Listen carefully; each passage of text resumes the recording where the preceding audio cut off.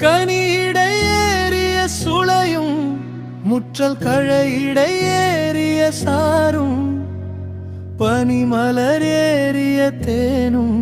காற்று பாகிடையேறிய சுவையும்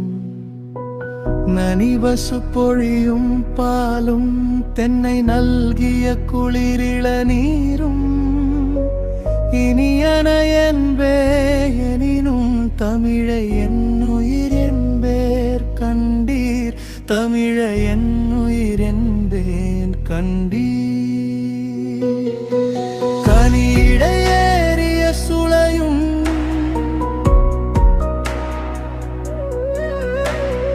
முற்றல் கழையிடையேறிய சாரும்